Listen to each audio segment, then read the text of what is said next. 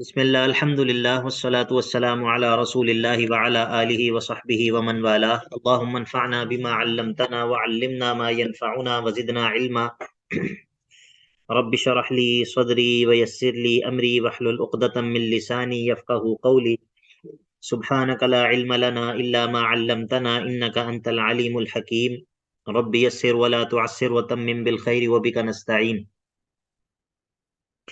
اعوذ باللہ من الشیطان الرجیم بسم اللہ الرحمن الرحیم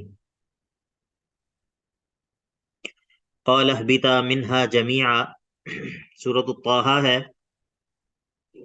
اور اس میں آدم علیہ السلام کا قصہ چل رہا تھا 116 نمبر آیت سے بات شروع ہوئی تھی یہاں پر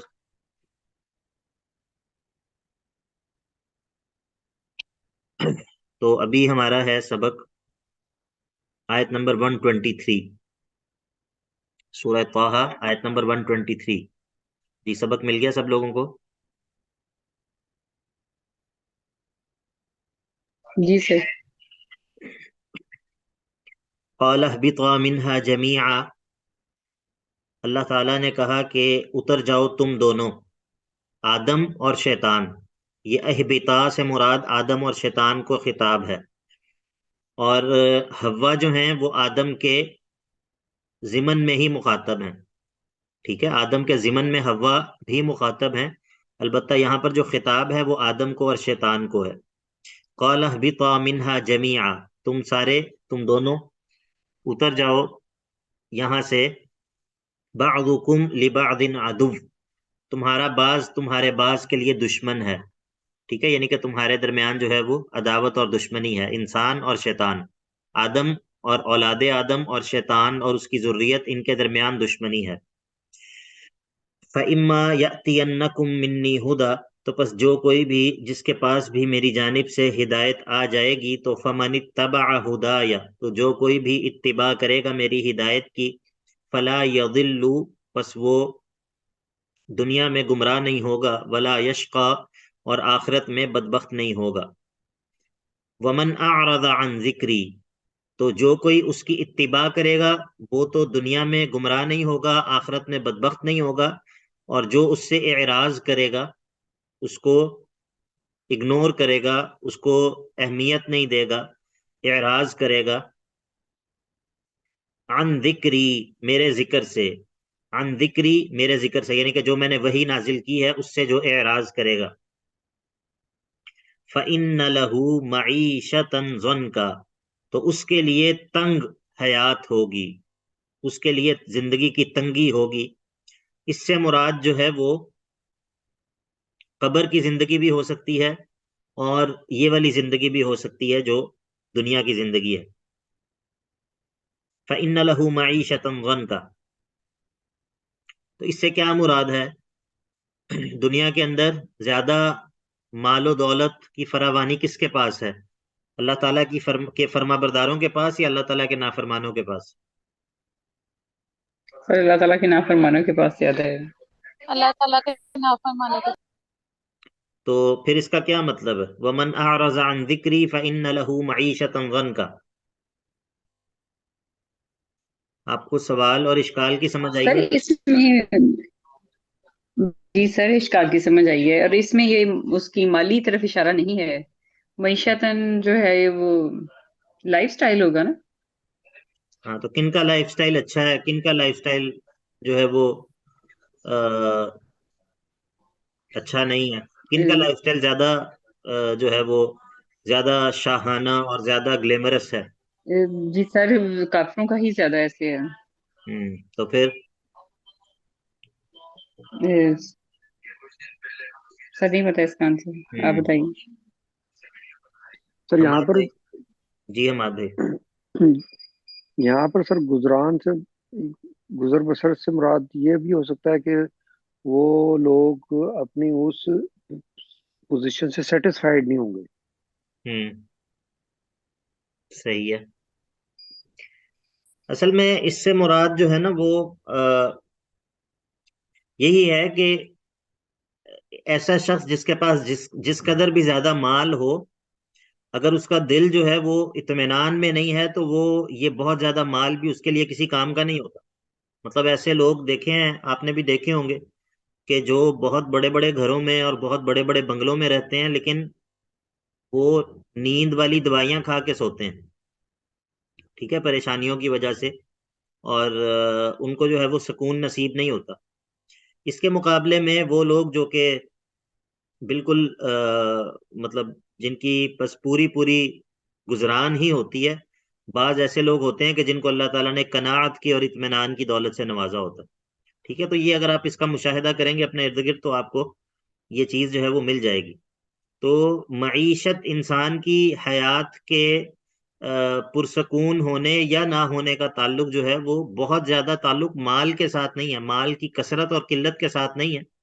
ٹھیک ہے، مال ایک فیکٹر ضرور ہے، انسان اگر اپنی ضروریات اس سے پوری کر سکے، انسان جو ہے وہ کسی کا محتاج نہ ہو، انسان جو ہے وہ اللہ تعالیٰ کی نافرمانی پر مجبور نہ ہو مال کے نہ ہونے کی وجہ سے. لیکن اس کا یہ مطلب نہیں ہے کہ مال ہی ایک ایسی چیز ہے جس کے ذریعے انسان کی خوش بختی یا بدبختی کا فیصلہ ہوتا. نہیں، ایسا بالکل بھی نہیں ہے، مال کا اس سے کوئی تعلق نہیں ہے. فَإِنَّ لَهُ مَعِيشَةً ضَنْكَ وَنَحْشُرُهُ يَوْمَ الْقِيَامَةِ أَعْمَى. اور قیامت کے دن ہم اس کو اللہ تعالیٰ کے ذکر سے اعراض کرنے والے کو اندھا کر کے اٹھائیں گے. قال رب لم حشرتنی اعمی. یہ شخص کہے گا اے میرے رب، آپ نے مجھے کیوں اندھا کر کے اٹھایا ہے؟ وقد کنت بصیرا.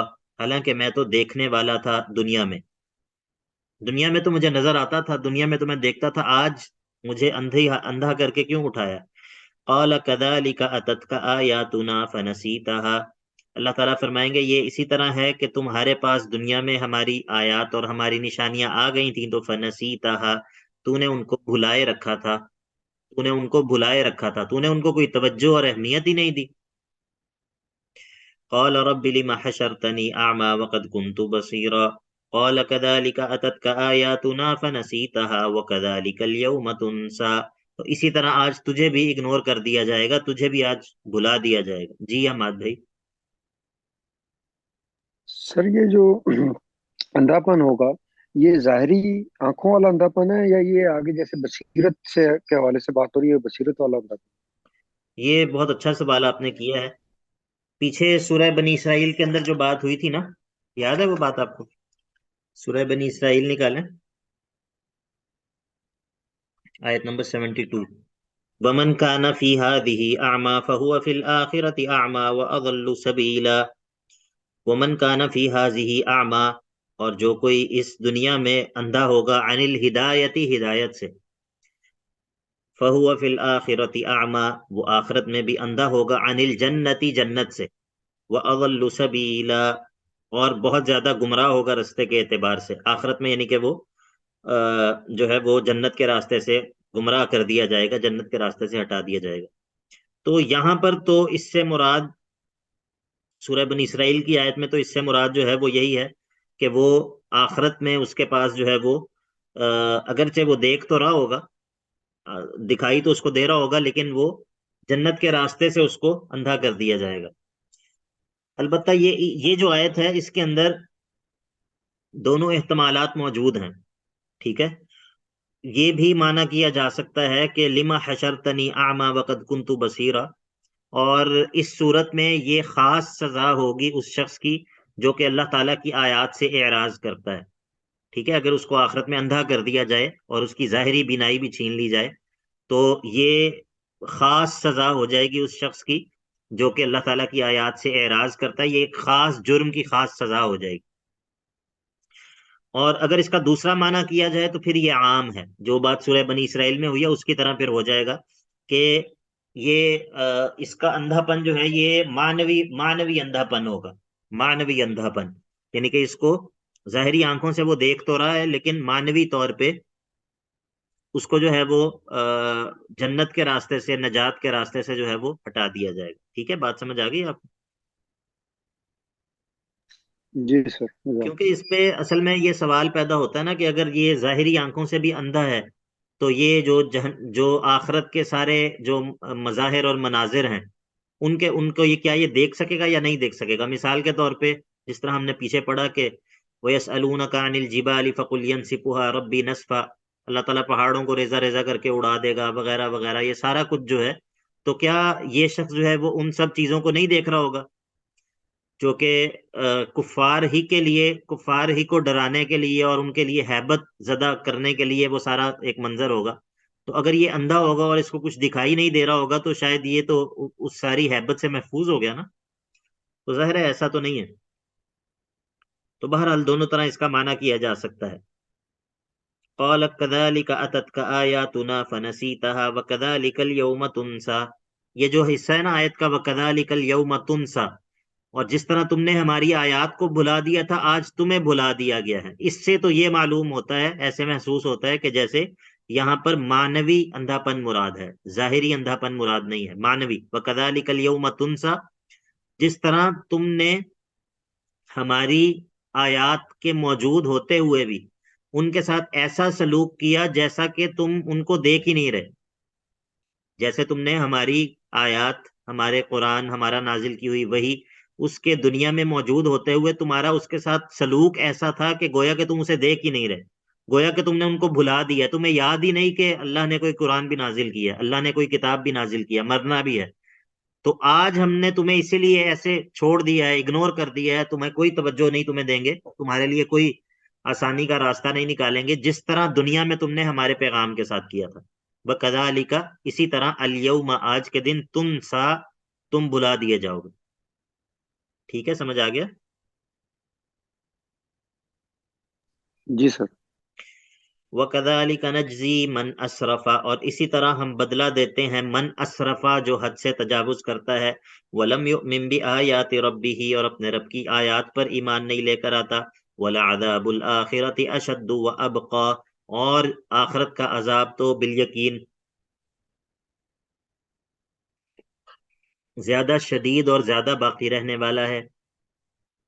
افلم یہد لہم، کیا یہ لوگ، کیا ان لوگوں کو معلوم نہیں ہوتا، کیا ان لوگوں کو ہدایت نہیں ملتی کہ کم اہلکنا قبلہم من القرون، کہ کتنی ہی ہم نے ہلاک کر دی ہیں ان سے پہلے بستیوں میں سے ہم نے کتنی ہی بستیاں ان سے پہلے ہلاک کر دی ہیں. یمشون فی مساکنہم، اور وہ یہ لوگ رہتے ہیں ان کے، یہ لوگ چلتے ہیں ان کے رہنے کی جگہوں میں، یعنی کہ یہ لوگ ان بستیوں کے جو باقی رہ جانے والے کھنڈرات ہیں ان کے پاس سے گزرتے بھی ہیں اور ان کھنڈرات کو دیکھتے بھی ہیں کہ جن کو اللہ رب العزت نے برباد کر دیا، تباہ کر دیا. ان فی ذلک لآیات لأولی النہی، بے شک اس کے اندر عقل رکھنے والوں کے لیے بہت بڑی نشانیاں ہیں. ولولا کلمۃ سبقت من ربک، ولولا کلمۃ سبقت من ربک، اور اگر نہ ہوتا فیصلہ آپ کے رب کی طرف سے پہلے سے ہو چکا، اگر پہلے سے کوئی فیصلہ اللہ تعالیٰ نہ کر چکے ہوتے کہ کب جو ہے وہ قیامت کو قائم کرنا ہے اور کب جو ہے وہ کس بستی کی پکڑ کرنی ہے، تو لکان لزاما واجل مسمى، تو یقیناً ہوتا یہ عذاب ان کو چمٹ جانے والا. لکان لزامن، تو یہ ہوتا چمٹ جانے والا. یہ اصل میں اس آیت کی ترتیب اس طرح ہے، ولولا کلمۃ سبقت من ربک واجل مسمى لکان لزاما، ولولا کلمۃ سبقت من ربک، اگر نہ ہو چکا ہوتا پہلے سے آپ کے رب کا فیصلہ، واجل مسمى، اور طے شدہ وقت، اگر پہلے سے آپ کا رب جو ہے وہ ایک وقت کو طے نہ کر چکا ہوتا اور پہلے سے جو ہے وہ ایک فیصلہ نہ کر چکا ہوتا، تو لکان لزامن، تو یہ عذاب ضرور ان کو چمٹ جانے والا ہوتا. ٹھیک ہے، تو چونکہ آپ کا رب پہلے سے ایک فیصلہ کر چکا ہے، پہلے سے جو ہے وہ ایک وقت مقرر کر چکا ہے، اسی لیے ابھی تک عذاب ان لوگوں سے ٹلا ہوا ہے. بات سمجھ آ گئی آپ لوگوں کو؟ جی سر. حاضری کم کیوں ہو گئی ہے کلاس کی؟ سردی کی وجہ سے؟ سر ساری کلاسز میں کم ہے. آنے کے اس کی وجوہات کیا ہیں؟ میرا خیال ہے دن بھی کچھ چھوٹا ہو گیا تو شاید اس وجہ سے ٹائم مینج نہیں کر پا رہے لوگ سے.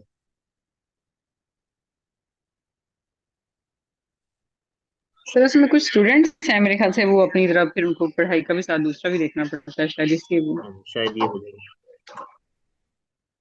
فاصبر على ما يقولون وسبح بحمد ربك قبل طلوع الشمس وقبل غروبها۔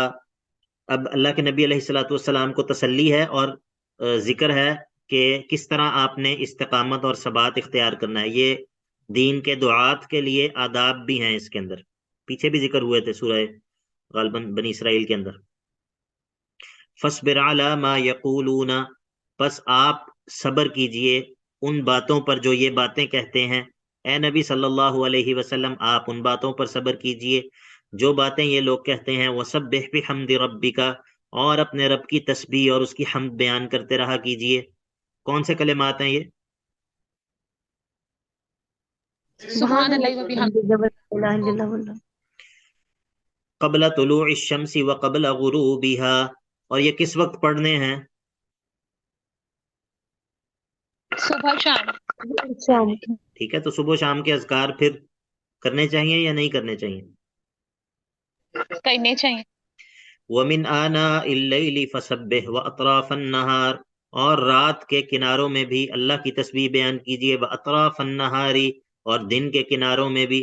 لَعَلَّكَ تَرْضَىٰ، تاکہ شاید تاکہ آپ جو ہے وہ راضی ہو جائیں، تاکہ آپ جو ہے وہ راضی ہو جائیں جب اللہ تعالیٰ سے ملاقات ہو۔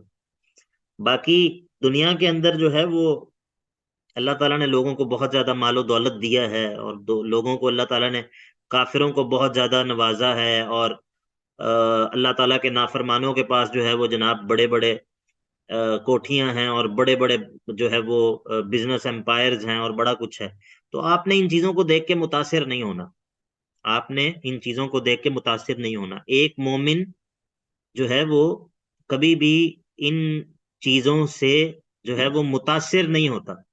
ٹھیک ہے، رزق حلال کی طلب اپنی جگہ ہے، لیکن ان چیزوں سے امپریس ہونا، ان چیزوں سے متاثر ہونا، اور ان چیزوں کو دیکھ کر مرعوب ہونا، ایک مومن ایسا نہیں ہوتا۔ آپ کو بات سمجھ آ رہی ہے؟ جی جی سر۔ سر۔ جی سر۔ دیکھیے، وَلَا تَمُدَّنَّ عَيْنَيْكَ إِلَىٰ مَا مَتَّعْنَا بِهِ أَزْوَاجًا مِّنْهُمْ زَهْرَةَ الْحَيَاةِ الدُّنْيَا وَلَا تَمُدَّنَّ عَيْنَيْكَ، اور مت پھیلائیے اپنی نگاہوں کو، مت پھیلائیے اپنی نگاہوں کو، مطلب یہ ہے کہ بڑی مرعوبیت کے ساتھ مت دیکھیں۔ کس چیز کو؟ إِلَىٰ مَا مَتَّعْنَا بِهِ أَزْوَاجًا مِّنْهُمْ، کہ جو ہم نے فائدہ دے رکھا ہے جس چیز کے ساتھ، ازواجا منہم، یہ طرح طرح کے کافروں کو، طرح طرح کے کافروں کو، ہر قسم کے کافروں کو جو ہم نے فائدہ دے رکھا ہے، ان چیزوں کی طرف آپ مرعوبیت کی نگاہوں سے مت دیکھیے۔ زہرت الحیات الدنیا، جو دنیا کی زیب و زینت اور دنیا کی چمک دمک ہے، اس کو دیکھنے کی ضرورت نہیں ہے بہت مرعوبیت کے ساتھ۔ لنفتنہم فیہ، یہ متعنا کے ساتھ اس کا تعلق ہے کہ جو ہم نے ان کو فائدہ دے رکھا ہے دنیا کی چمک دمک کا، تاکہ ہم ان کو اس کے بارے میں آزما لیں۔ ان چیزوں کو بہت مرعوبیت کے ساتھ دیکھنے کی ضرورت نہیں ہے۔ وَرِزْقُ رَبِّكَ خَيْرٌ وَأَبْقَىٰ، آپ یہ یاد رکھیں کہ آپ کے رب کا رزق، یعنی کہ جو آخرت میں اللہ تعالیٰ اپنے بندوں کو دے گا، خیرٌ، وہ زیادہ بہتر ہے اس سب سے، وَأَبْقَىٰ، اور زیادہ باقی رہنے والا ہے اس ساری دنیا کی زیب و زینت سے۔ کیسی آیت ہے؟ ماشاء اللہ بہت اچھی ہے۔ ہاں، یہ خاص طور پہ تسلی دینے والی۔ مادہ پرستی کے اس دور میں، جب جو ہے وہ ایک میٹیریلزم کی دوڑ ہے، اور ہر بندہ جو ہے وہ دوسروں سے آگے بڑھنے اور زیادہ سے زیادہ کمانے، اور پھر اس کی نمائش کرنے، اور پھر باقی جو ہیں وہ اس کو دیکھ کر ڈپریشن میں مبتلا ہونے کی بیماری میں مبتلا ہیں۔ تو ایسے میں ایک مسلمان کا ورلڈ ویو، اور ایک مسلمان کے نزدیک کامیابی اور ناکامی کا پیمانہ، اور ایک مسلمان کے نزدیک جو ہے وہ ایک مسلمان کا ان چیزوں سے متاثر ہونا، یہ جو ہے اس کا، یہ اسلام کے مزاج کے خلاف ہے۔ اور انسان جو ہے وہ، اس کو چاہیے کہ وہ اس طرح کی چیزوں کو، اگر کوئی بہت جو ہے وہ اس کا مظاہرہ کر رہا ہے بہت اپنے مال و دولت کی، تو انسان ان چیزوں سے امپریس بھی نہ ہو۔ ہاں، اگر انسان کسی کو نیکی اور تقوی میں بڑا ہوا دیکھے، اگر میں دیکھوں کہ کوئی شخص ایسا ہے جو کہ اللہ تعالیٰ نے جس کو جو ہے وہ نیکی کی توفیق دے رکھی ہے، اگر اس کو اللہ تعالیٰ نے جو ہے وہ خیر کے کاموں کی توفیق دے رکھی ہے، تو اس کو دیکھ کر میں اس سے متاثر ہوں، میں اس سے مرعوب ہوں، ٹھیک ہے۔ تو یہ قرآن جو انسان بنانا چاہتا ہے اس انسان کا مزاج یہ ہے. آپ کو یہ بات اچھی طرح سمجھ آ جانی چاہیے کہ قرآن جس انسان کو بنانا چاہتا ہے، قرآن انسان کی جو تربیت کرنا چاہتا ہے، اس انسان کا مزاج کیا ہے. وہ انسان جو ہے وہ دنیا کی چکا چوند سے امپریس نہیں ہوتا. لا یغرنک تقلب الذین کفروا فی البلاد. سورہ آل عمران کے آخر میں اللہ تعالیٰ کیا فرماتا ہے؟ لا یغرنک تقلب الذین کفروا فی البلاد. آپ کو دھوکے میں نہ ڈال دے کیا چیز؟ تقلب الذین کفروا، ان لوگوں کا چلنا پھرنا، آنا جانا، آنیا جانیاں. الذین کفروا، ان لوگوں کی جو کہ کفر کرنے والے ہیں. فی البلاد، جو اپنے شہروں میں اور اپنے علاقوں میں ان کی آنیاں جانیاں اور ان کی جو زیب و زینت اور ان کی چکا چوند اور بڑی بڑی عمارتیں اور بڑی زبردست قسم کی لیوش لائف سٹائلز، یہ چیزیں آپ کو پریشان نہ کر دیں. متاع قلیل ثم مأواہم جہنم، یہ تھوڑا سا فائدہ ہے دنیا کا، اور پھر اس کے بعد ٹھکانہ جہنم ہے. وہ بئس المہاد، اور بہت ہی برا جو ہے وہ بچھونا ہے. تو جب ایک انسان کی نگاہ اس پر ہوگی کہ اس سب کا انجام کیا ہے، تو کیا وہ ان چیزوں کو دیکھ کر حسرت سے آہیں بھرے گا؟ کیا وہ ان چیزوں کو دیکھ کر جو ہے وہ ٹھنڈی آہیں بھرے گا؟ اور وہ کیا ڈپریشن کا شکار ہوگا؟ اور کیا وہ یہ سوچے گا کہ پتہ نہیں میں کب ان تمام چیزوں کو حاصل کروں گا؟ نہیں، پھر وہ ایسا نہیں کرے گا. ٹھیک ہے، تو یہ بہت اہم سبق ہے، یہ بہت اہم سبق ہے. وَلَا تَمُدَّنَّ عَيْنَيْكَ إِلَىٰ مَا مَتَّعْنَا بِهِ أَزْوَاجًا مِّنْهُمْ زَهْرَةَ الْحَيَاةِ الدُّنْيَا لِنَفْتِنَهُمْ فِيهِ وَرِزْقُ رَبِّكَ خَيْرٌ وَأَبْقَىٰ وَأْمُرْ أَهْلَكَ بِالصَّلَاةِ، اور آپ حکم دیجئے اپنے اہل کو، اپنے پیروکاروں کو، اپنے گھر والوں کو، بِالصَّلَاةِ، نماز کا حکم دیجئے. وَاسْتَبِرْ عَلَيْهَا، اور خود بھی اس پر جمے رہیے. لا نسألک رزقا، ہم آپ سے رزق کا تقاضا نہیں کرتے. نحن نرزقک، ہم آپ کو رزق دیتے ہیں. والعاقبۃ للتقوی، اور انجام کار تو تقوی کے لیے ہے، اہل تقوی کے لیے. انجام کار تو اہل تقوی کے لیے ہے.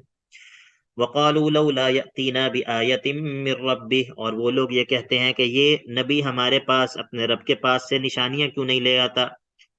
اولم تأتہم بینۃ ما فی الصحف الاولی، کیا ان کے پاس آ نہیں گئی بینہ ان چیزوں کی جو کہ پچھلی تمام کتابوں کے اندر ہیں؟ کیا ان کے پاس قرآن نہیں آ چکا؟ کیا ابھی بھی ان کو مزید کسی اور نشانی کی ضرورت ہے؟ اولم تأتہم، کیا ان کے پاس آ نہیں چکی بینۃ ما فی الصحف الاولی، جو کچھ بھی پرانے صحیفوں میں ہے اس کی نشانی، اس کی بینہ، کیا ان کے پاس آ نہیں چکی؟ اس کے باوجود ان کو کسی اور نشانی کی بھی ضرورت ہے.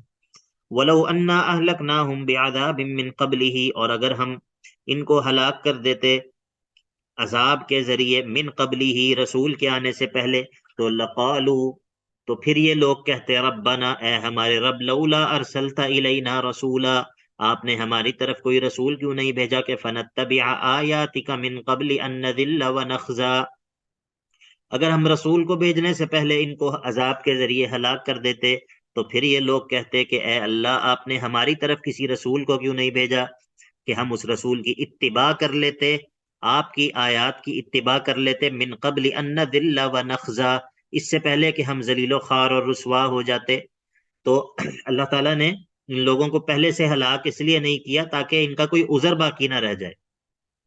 اسی لیے اللہ تعالیٰ نے انبیاء کو بھیجا اور کتابوں کو نازل کیا تاکہ مخلوق کا اللہ پر کوئی عذر باقی نہ رہ جائے کہ ہمیں تو جو ہے وہ بتایا ہی نہیں گیا، ہمیں تو بات پہنچی ہی نہیں، تو تاکہ لوگ یہ نہ کہہ سکیں. باقی قل کل متربص، آپ کہہ دیجئے کہ سارے کے سارے انتظار کر رہے ہیں. فتربصوا، پس تم بھی انتظار کر لو. اگر تم نے بات کو ماننا نہیں ہے، تم نے اللہ کے پیغام کو قبول نہیں کرنا، تو باقی بھی انتظار کر رہے ہیں، تم بھی انتظار کرو.